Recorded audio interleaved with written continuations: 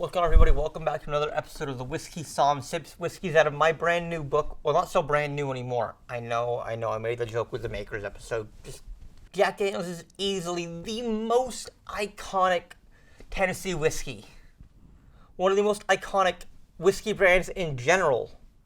You know, this label has been copied and, messed around with more times than I can count. I've seen it on t-shirts, I've seen it on dog toys, I've seen it on who knows what anymore. But here it is, trusty Jack Daniel's Old No. 7, Tennessee whiskey. Now, in your Dick Clubs, we went over the laws of Tennessee whiskey and bourbon. So I'm just going to really quickly remind you that Tennessee whiskey has to follow all the same laws that bourbon does, but there's the extra step of the charcoal mellowing. Jack Daniel's uses, I think it's 10 feet of sugar maple charcoal for their charcoal mellowing, and it's drip by drip by drip, apparently. I've not been to the distillery. I can't verify that, but that's what I've been told. And they do it before maturation. So distillation, charcoal filtration, mellowing, maturation, proofing, bottling. So let's give this a nose and a taste.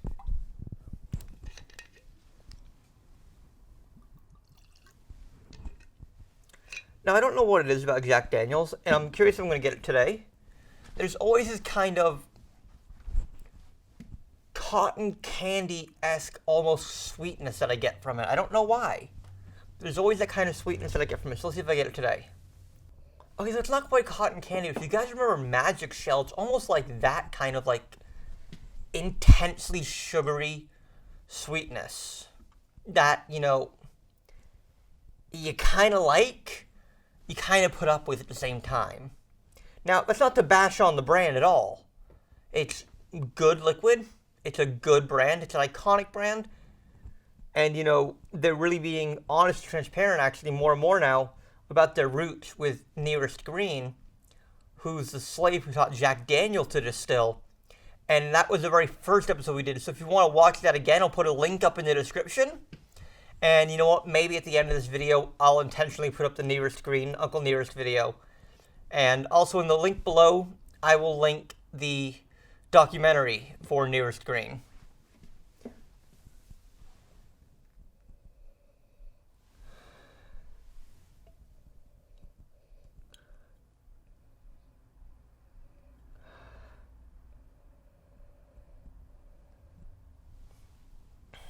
There's a really oily corn note to this, a sweet, oily corn, which I kind of like.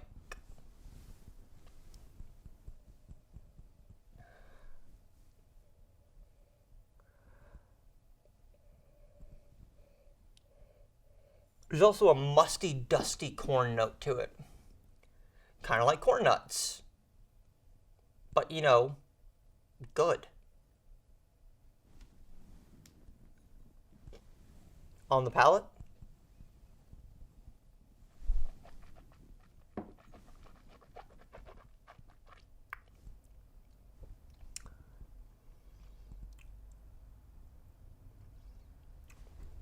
There's that same Magic Shell sweetness that encompasses everything. Working past that, there's bananas, there's vanillas, honey, milk chocolate. This is one of the most iconic and best-selling brands in the world. Its flavors are simple, but robust. See you tomorrow, guys.